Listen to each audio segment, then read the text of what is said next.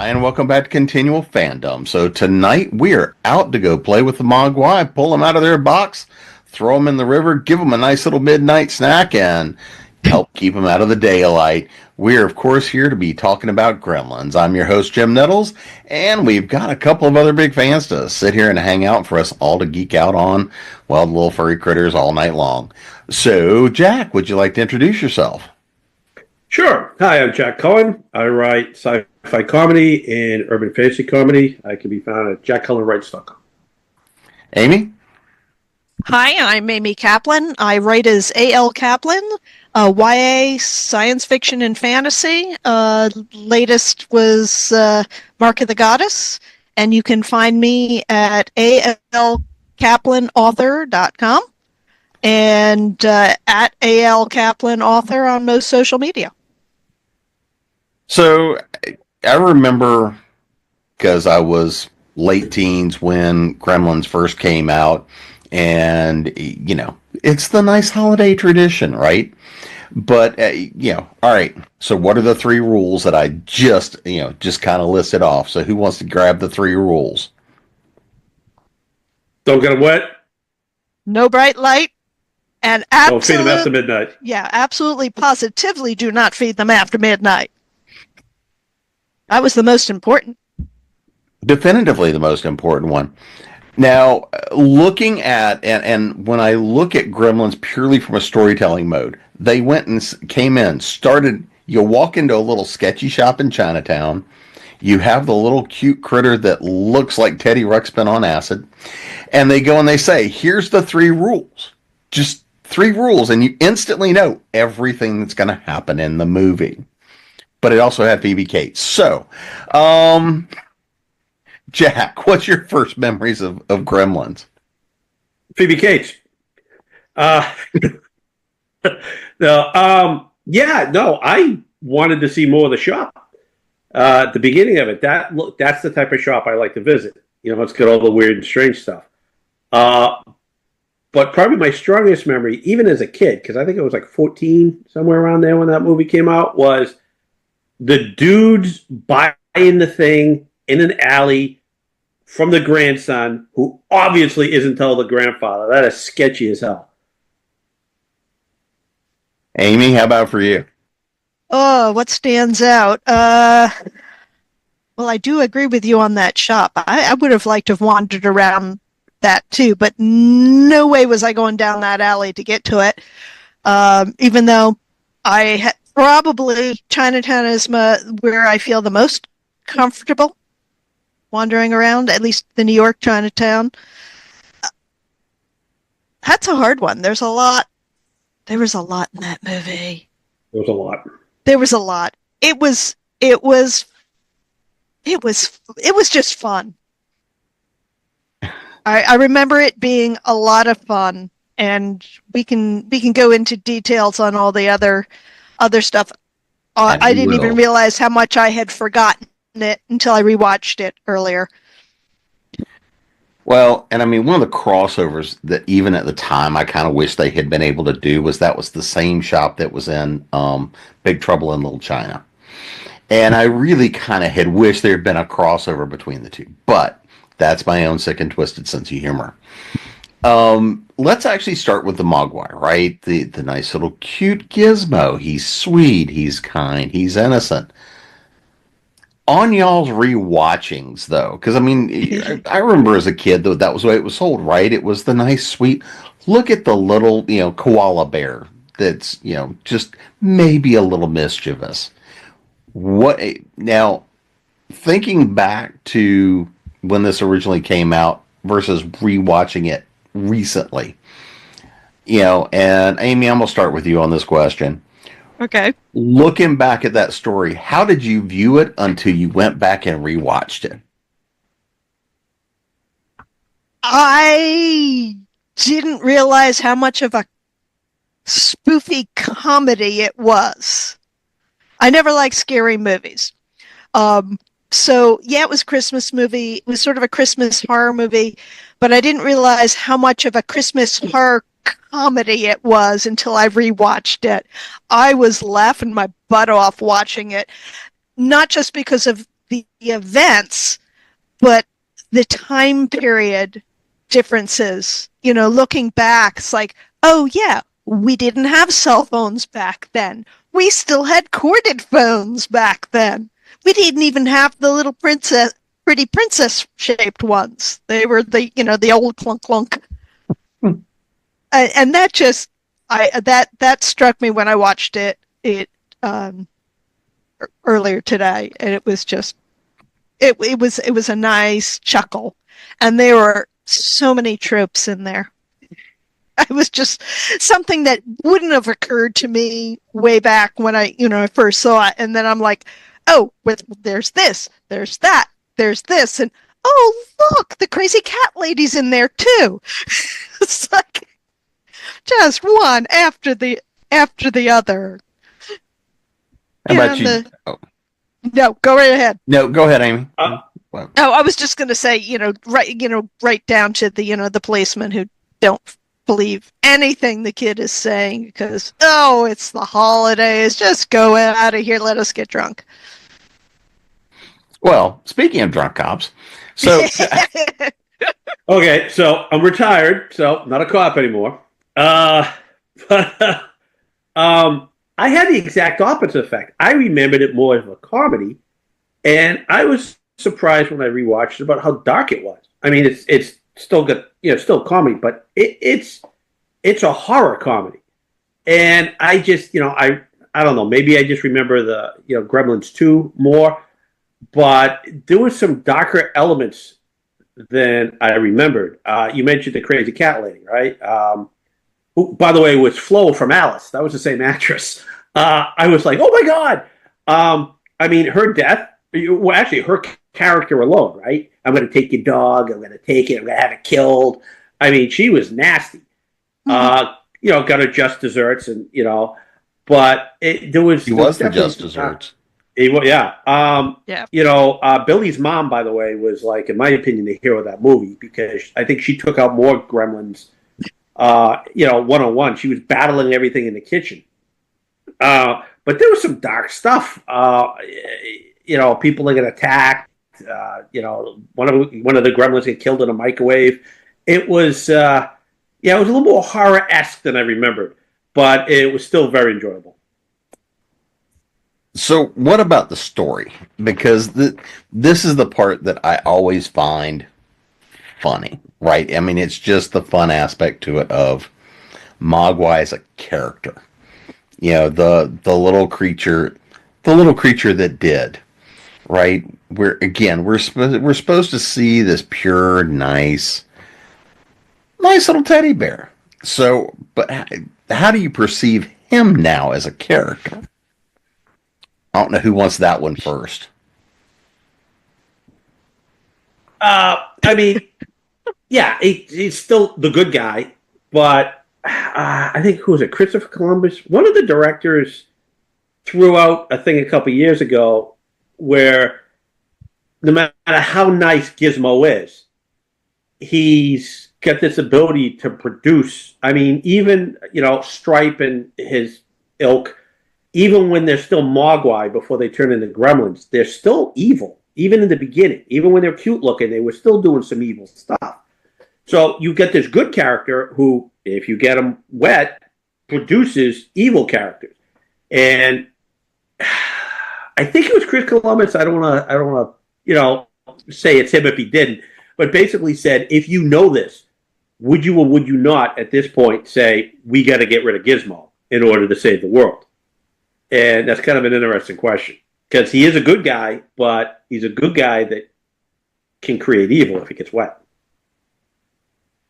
Amy? And he's also a good guy who is a little complacent because he did not speak up other than the uh-oh kind of sound. Not once when, I'm forgetting the name, the kid goes to get food after midnight. It's like, he knew what he was doing. He knew what they were asking for, and he knew it was after midnight. It said nothing to stop the kid. Nothing. I can't remember that there are a few other places also where he could have very easily spoken up in his own little way. to stop some of this from happening, and didn't at all. It just lets them run rampant. And then, of course, he gets, pinned to a dartboard.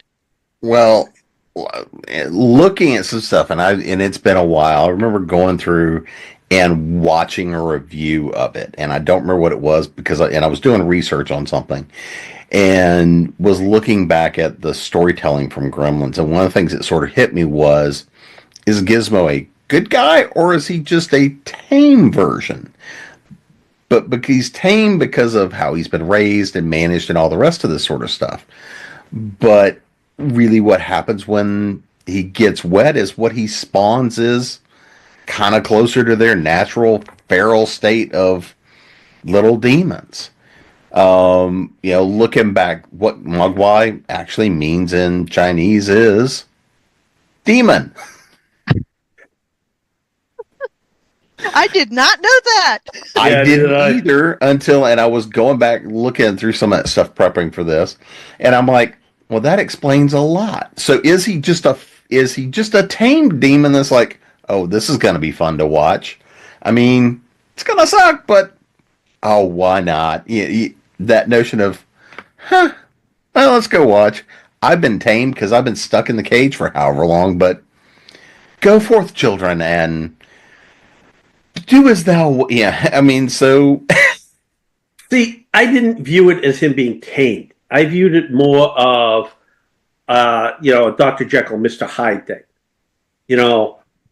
Gizmo's good, but he gets wet. He creates these things that are evil. Now, good isn't necessarily the same thing as heroic. You can be good and still be scared. And he seemed to be scared throughout the movie because he knows the potential of what could happen. Doesn't make him bad, just makes him less than heroic until he steps up. But I didn't see him as tame. I just saw him as good. I pictured him as older, maybe having been through this a few times, so he learned, because they weren't dumb. They were pretty intelligent little critters. According to the cartoon is based in, I think, 1910. Uh-huh. And it's the old man in the shop. He's a kid when he meets the Mogwai. So, yeah, Gizmo's much older. The cartoon, he's much older. Yeah, that was my impression from the first time I saw the movie, was that he was older, he knew better, which means he should have known better and helped train the little buggers instead of letting them just kind of go crazy. So as I said, he sat back and did nothing. He let it happen. In other words, he leaned over and went, I am just too old for this shit. Straight up. Yep, exactly. So let's talk about the favorite critters, the gremlins themselves. We're going to take Stripe off the table for just a minute because, of course, he's the... All right, let's talk about some of the favorites. I mean, you get to see a lot of the gremlins for like a fraction of a second, right?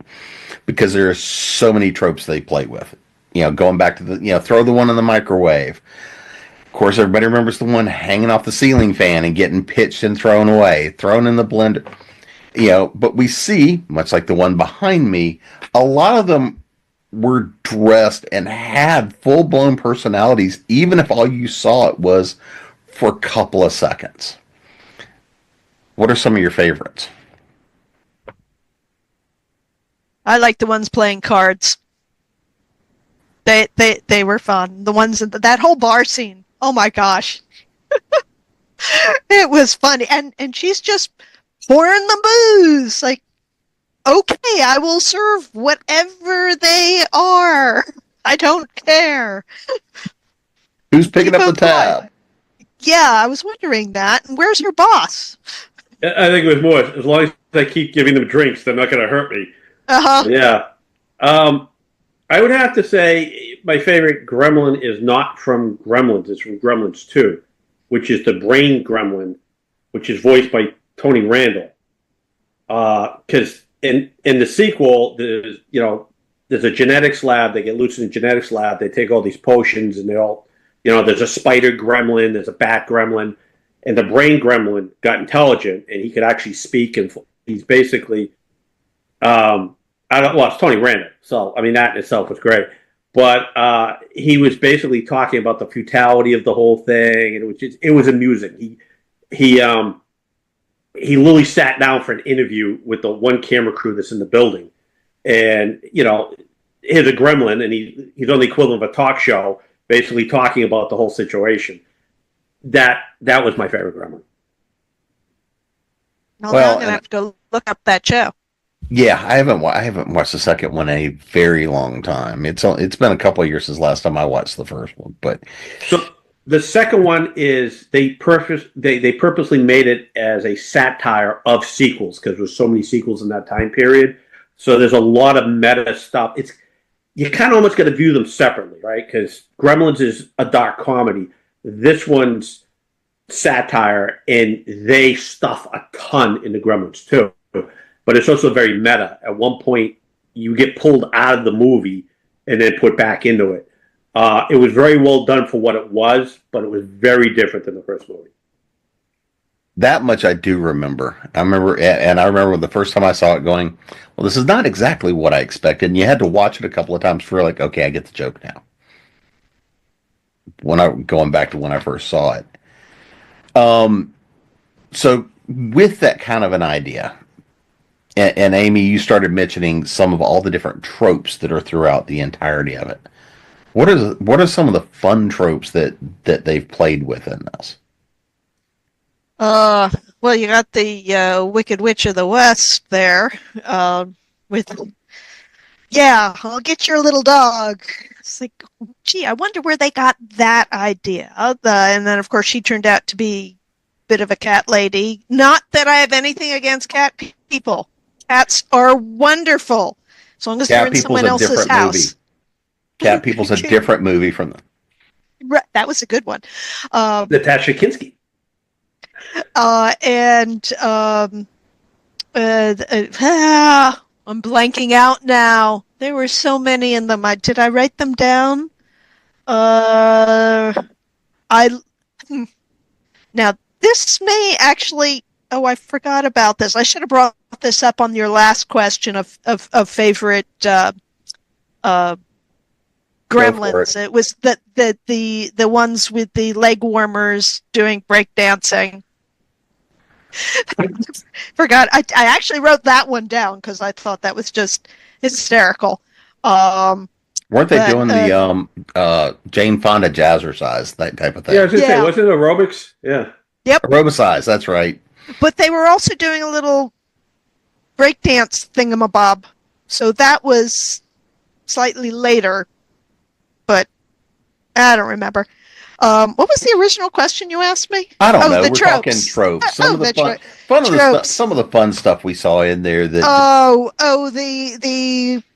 pro-Buy American guy who thought everything had gremlins, and then they do. Mr. Funneman. Yes, the dad inventor, the bumbling inventions that never work or break all the time. They were. Why don't you go? I'll try to. What you got, Jack?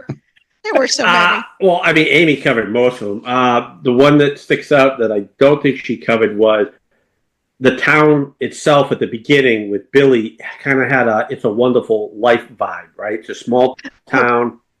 The old lady controls the town much like the banker guy in It's a Wonderful Life. And then you had, Judge Reinhold as the co-worker who's kind of a bully. I'm going to get ahead, you're not type situation. And you had the kid, Corey Feldman was in it. He played the little kid that was like the tag-along sidekick. So yeah, you checked a lot of the boxes for 80s movies and earlier, but it all came together nicely. Well, and the strong mom, which you mentioned earlier. Well, and then again, there's like one of my favorite spots in the film is when they're in the all the gremlins in the movie theater, right? So if you're sitting in the movie theater, that little sort of meta moment of sorry, hi ho, hi ho. I mean, and I remember we went and saw it when I was in college. They had it as one of the midnight showings, so we might not have been sober when we went to go see it. But I mean, again, yeah, because by then you've seen it enough, and we're singing and having a good time with it. So looking at kind of the big stories that came. I mean, when you look at this in terms of 80s movies, because it's got a lot of self-references, right? Especially the second one. But I mean, even in the first film, there's so many things that are just referential to the period of time it's from, that it is just so quintessential 80s. What are some of the things that, going back and looking at it, that you look at and you go, oh yeah, I had forgotten about that from the time, beyond the breakdancing and I love Huh. the phone. Those wonderful, big, clunky, corded phones that we all grew up with. And they did not have cell phones. that And made his little invention that would answer the phone for you remotely so you could actually talk. Now we have cell phones that does all that. Yeah, the father had to keep calling in a payphone when he kept calling home. Oh, right. Yes.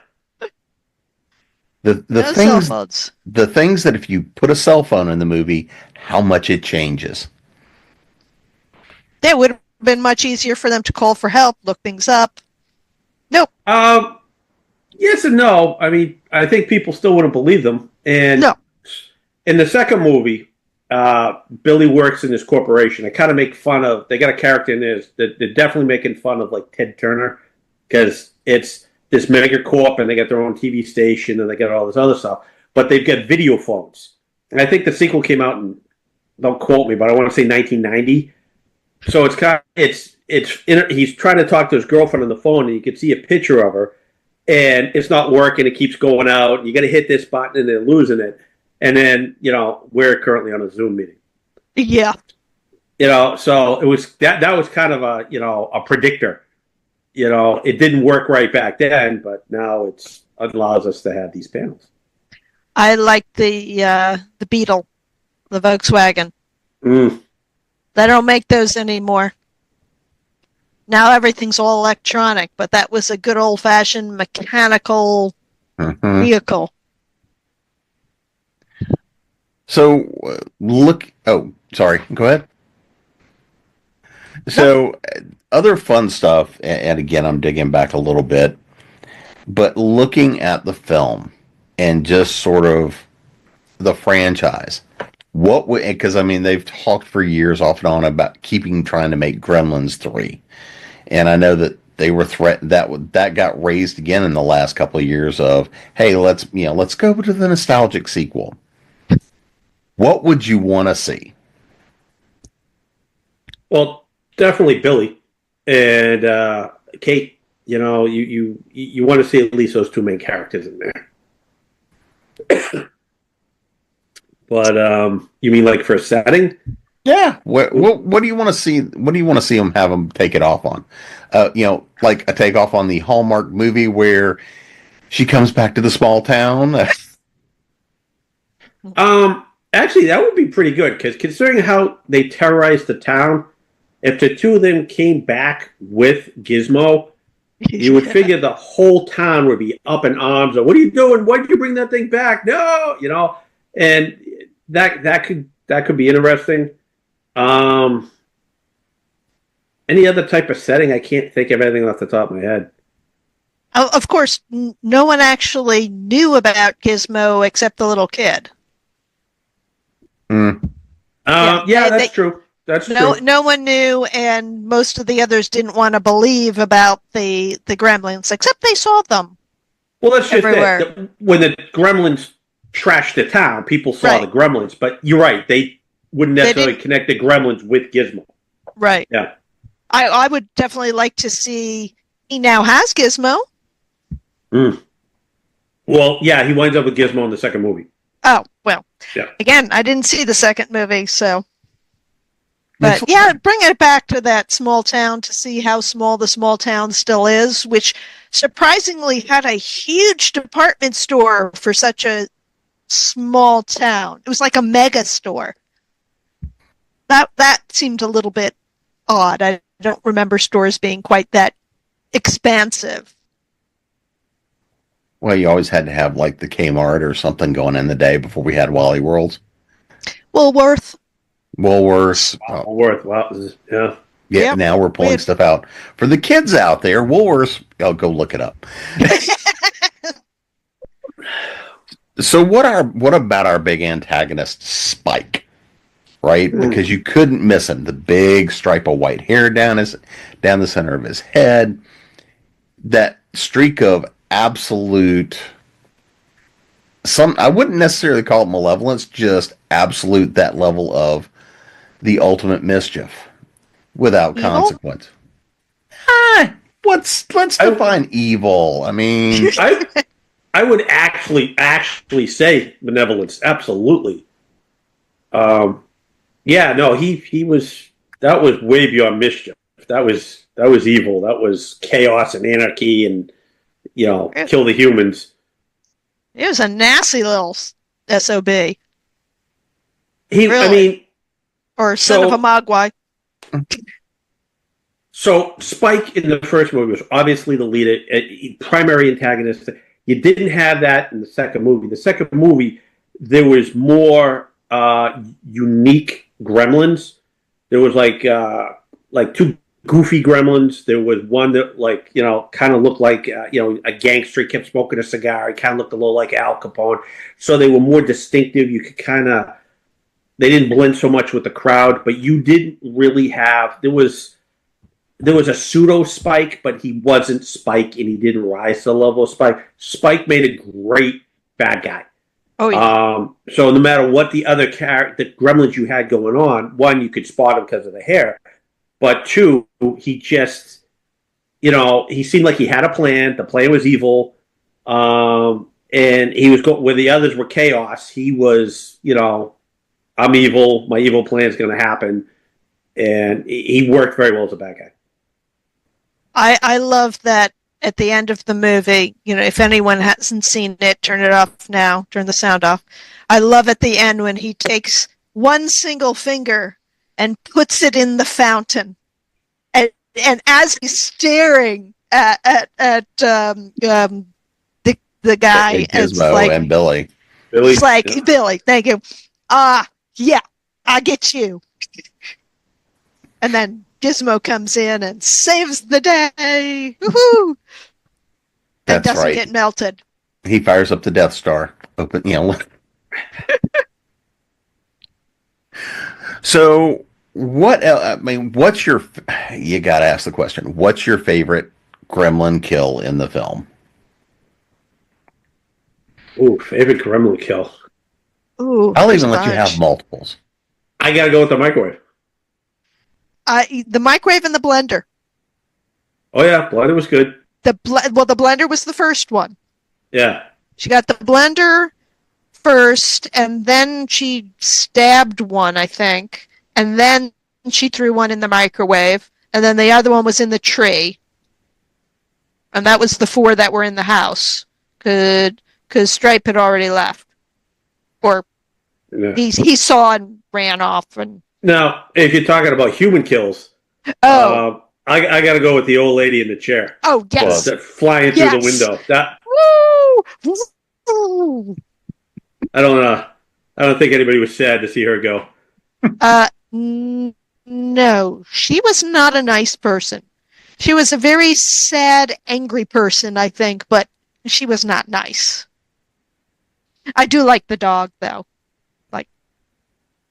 Well, it's going after her. It's always just the dog, Yeah. And the dog survives. He just wants friends.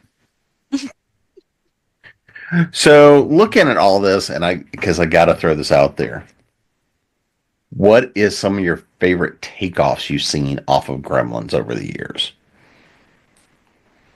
Oh, takeoff of Gremlins? Mm-hmm. Because, Simpsons has done it. We've seen, of course, Simpsons done everything. I believe there's a story for that. But, I mean, we've seen a lot of, and I mean, if you think about a lot of the things during the 80s, a lot of the films that came after it, a lot of them tried to pull some of that fun, but it was really none of them hit quite the same thing. You think about like Critters and some of those films that all came out before and after. But Gremlins seemed to hit just that right blend and that right note, the dark horror, the dark comedy, and absolutely not taking itself seriously while also absolutely going and wanting to have a good time of it. I don't know about the things that came after. I mean, the Yeah. 80s movies sort of kind of like in my head are kind of mushed up and twisted around, and I'm not sure what year did Gremlins come out again? The 84. Okay, 84. So it was after Flashdance. Okay, that explains the Mhm. breakdancing scene. Yep, 84. And that's after E.T. So I mean, I think I saw more 80s things in Gremlins from 80s movies. Like, him hiding in the toys kind of thing. Well, that was. Um, Go ahead, Jack. sorry. No, go ahead. Well, so you mentioned Critters. There was Ghoulies, Yeah. Munchies, which I didn't see, but Troll gets lumped in there with a lot. And Hmm. I like Troll. I don't really think it was the same as Gremlins. I thought it was a pretty good movie. The character's name was Harry Potter, by the way. Maybe that's where she got the idea. Yeah, maybe.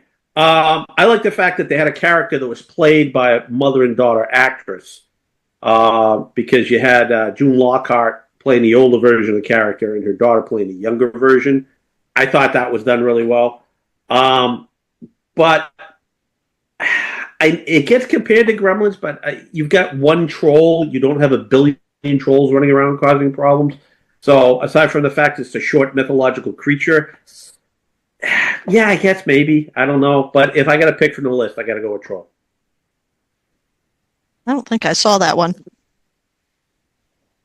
Well, I'm drawing a blank. Sorry. Leprechaun 2. Oh, God. All right, we'll go back. We'll go back to the movie.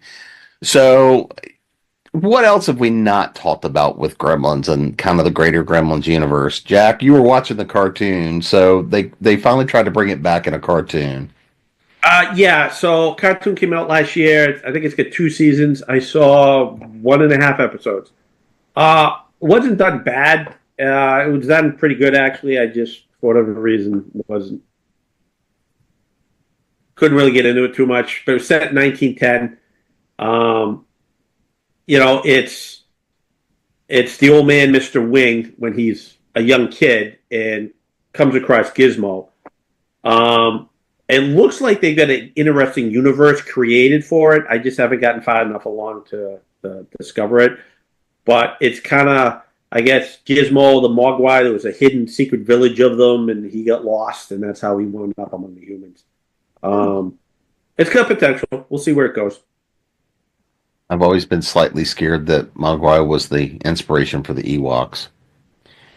Oh, that is possible. I love the Ewoks. I have my little Wicket toy. I got a Wicket stuffed animal, and I know I'm the only person on the planet that hates the Ewoks. No. Oh, no, there are a lot of people who were not fans. I am probably one of the few people on this planet that liked the Ewok celebration song, and I have the sheet music downstairs. And they took it out of the movie when they redid the movie. But yeah, yub nub beep chop yub nub. Oh, God. I'm not going to do the whole song, but there was a time when I had memorized all the lyrics for that song. All right. So on that note, what have we not talked about with Gremlins we need to talk about?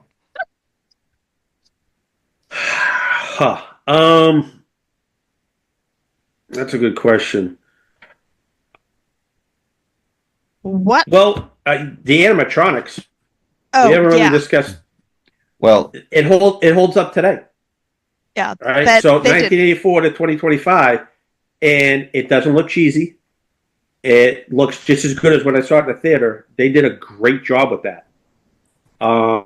You go back, you see a lot of movies from the 80s and stuff like that. Like, oh yeah, that's my favorite movie. I can't wait to. Oh, this did not age well. This wasn't. This wasn't. Well, Highlander. Right? I loved Highlander. Right? I'm trying to show it to my kid, and I'm like, oh yeah, it was very different back then. And my kid's making fun of the CGI, the lighting, the videotape, the whole 9 yards. Not all movies hold up. X amount of years later, Gremlins did. I agree. The effects were wonderful. I mean, considering the time period when they were made, it was before CGI, way before. You're right. They did an excellent job on that, and they all looked so interesting. Well, the special effects and the fact it was all practical effects. I mean, I think that if you try to do that today in CGI, even as good as CGI is, it would lose something, because I think that was part of it. Is it was so physical, looking at all the puppets, looking at all the figures as they felt real. I mean, that's one of the things that I think was why The Mandalorian was such a hit that it was. Grogu, who, let's face it, looks like a gremlin. Right? No, right? It's a shaved mogwai. Yeah, you're right. Yeah, right. But he's a puppet. He's not CGI, and I think that kind of added a lot to that series. Where if they just CGI'd it, I don't know. I mean, it's still a good series on multiple fronts, but I think it would have lost something if they'd gone that route instead of actually using something physical and real. And Gremlins is a perfect example of that. The actors saw the stuff that they were interacting with. They weren't trying to imagine what the thing looked like when it's some person in this skin tight green suit with dots all over it. Yeah, I think that makes a big difference for the actors. And I mean, since some of them were puppets, you have those puppeteers putting the personality in that you wouldn't necessarily get. I mean, they're probably ad-libbing a lot of that stuff. It's not just, you have to do this in the script. Yeah. It was very spontaneous feeling. Yeah, and I'm not taking away from the people who do CGI. I can't even imagine trying to do that job. But something with the puppeteers, you got to figure they put hundreds of hours practicing for one scene before they ever got there, and they knew every nuance about the animatronics or the puppets that they were using at the time. And those are not easy to manipulate. Yeah, having attempted a little bit. Well, I'm glad you dove into that, because I mean that was one of the thoughts I had earlier on that just flittered away because I wasn't looking at my notes. But I mean, I do think that there's a lot. Storytelling was different because you were looking at the physical objects. People could, you've heard actors talk about, that string of films that came out during that period, Labyrinth and whatnot, where the actors, the real people, are standing there going, "No, I was actually seeing and talking to that thing," and it was a much more visceral reaction than, "Gee, let me look up here at the big green screen," or "Let me look up here at somebody in a bodysuit. Let me look at," and I mean, as much as Andy Serkis can do, because again, I mean, he's definitively the master of so much of that, and has really created so much of that. I can't see him donning and wearing the suit of 200 different gremlins to be layered in. I mean, he would. Right. He'd write him a check, but I think there's something to be said for seeing the physical set. Yeah, well, his co-star, Ian McKellen, right? He had a moment during Lord of the Rings where he kind of broke down. He said, "This isn't why I got into acting," because he was in a big green room by himself. It wasn't, he wasn't able to interact with other actors. That had to be tough. I mean, that to me is again a big key to the difference in visual storytelling then and now, is what's real, what's not. So what else have you guys got?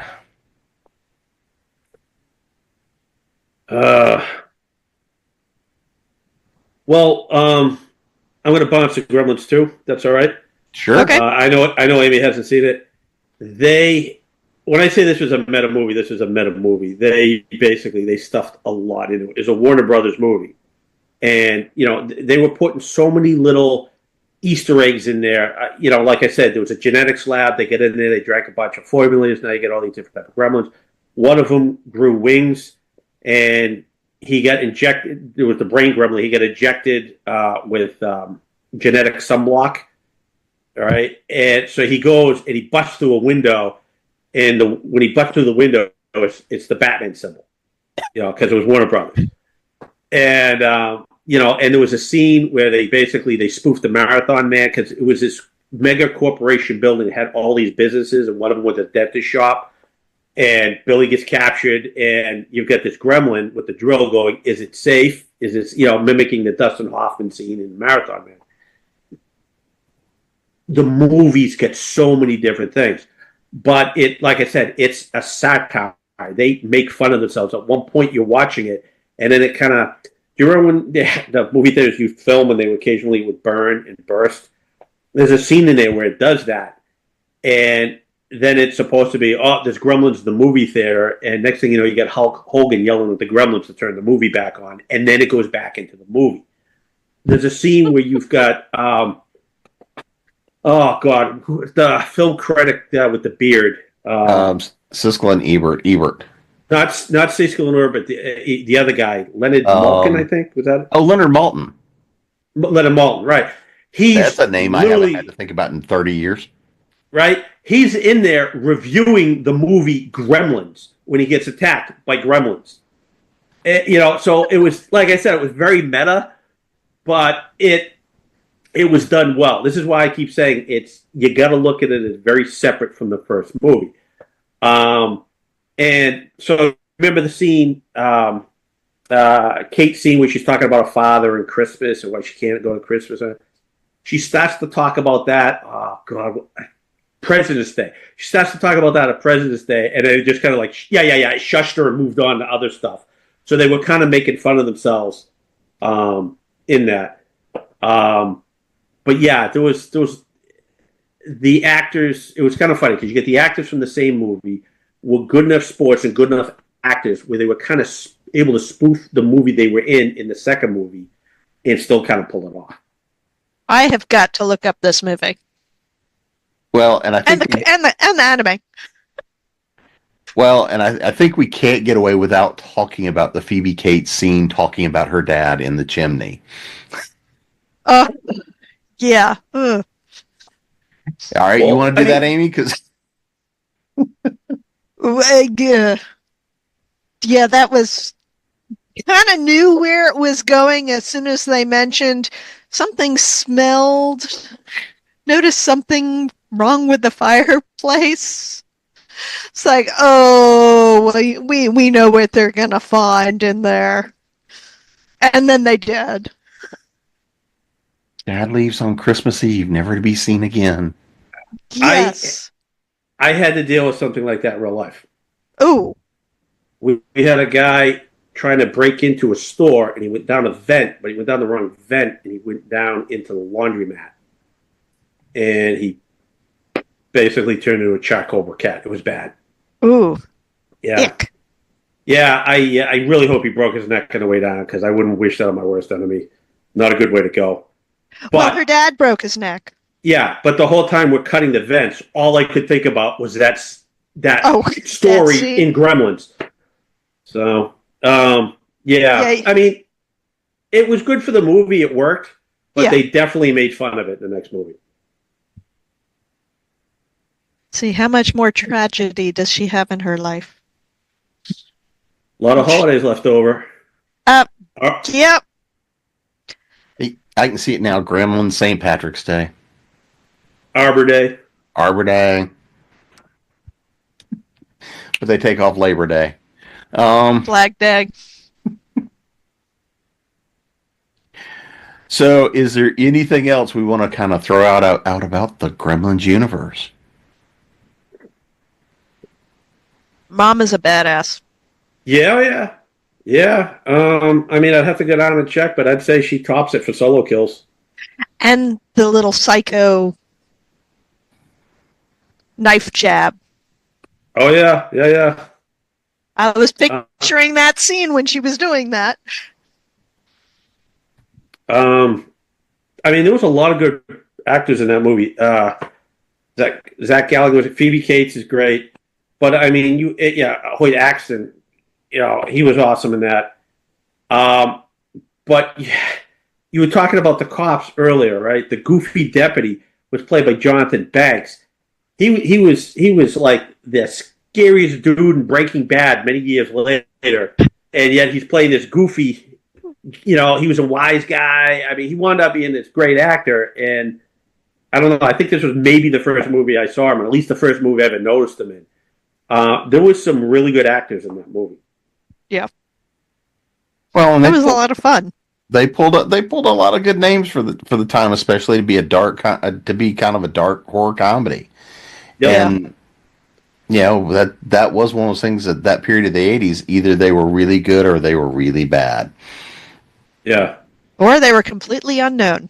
Or they were completely unknown, as the case was quite frequently. So, but I mean, to consider, looking, because I was going back, I mean, to look at the names behind it, since you're talking about that, they had Steven Spielberg behind it. You had Mike Fennell behind it. You had a lot of these guys that were heavy hitter names.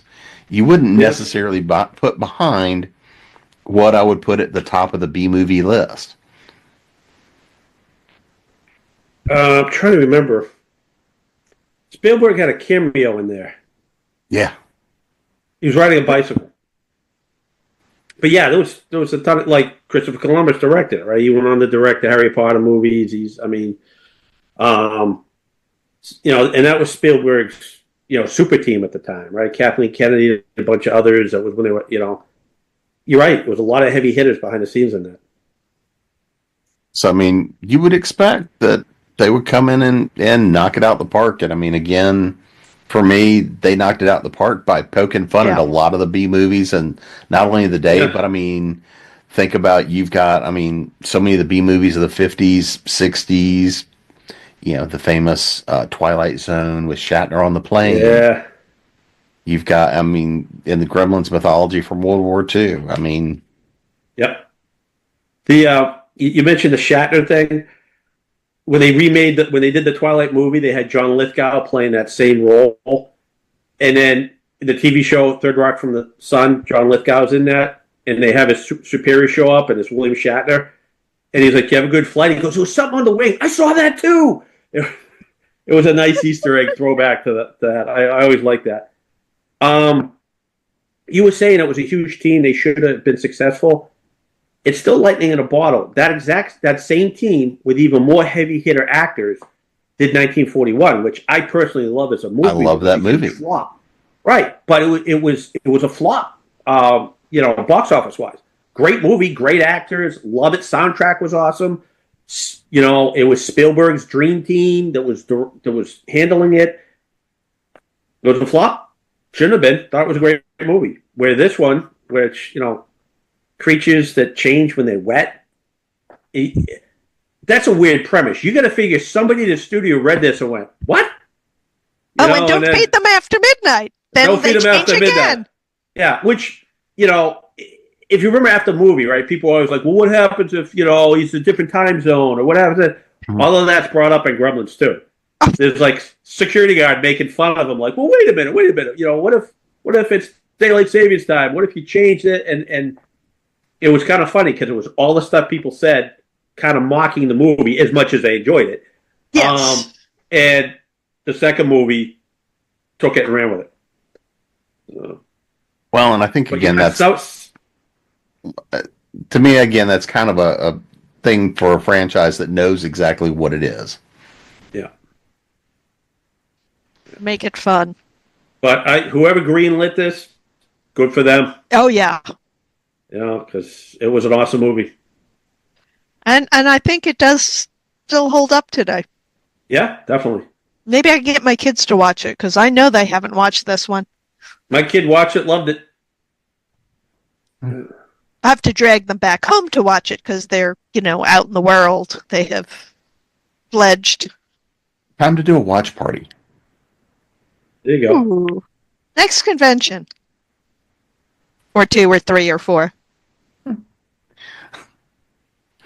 Well, before we let Jack off to go get a snack, it's not quite midnight yet. Let's make sure everybody knows where to find you guys. You know, website, social media. What's that latest release they got to go pick up? So, Jack, I'll throw it to you first. Sure. I can be found at jackcullenwrites.com and at various social media as Jack Cullen Books. I write an urban fantasy series called Recollections of a Rune Knight and a sci-fi comedy series called Locke Ferguson versus the Aliens, which can pretty much be found anywhere. And I write as A.L. Kaplan and can be found at alkaplanauthor.com. A.L. Kaplan or at A.L. Kaplan author on most social media, except for, of course, Facebook, which is kind of weird reverse. And I will be re-releasing my novel Star Touched this spring, and I'm also working on a few little children's stories inspired by my little friend Dragon. And who knew I was going to write children's books? Well, you know, you got to traumatize them early. Yeah, definitely. And you can find me at jamespnettles.com, authoressentialsworkshops.com, creatingpros.com, and of course here at ConTinual. And we will see you again soon. And yeah, don't feed Jack after midnight. Don't feed me after midnight either.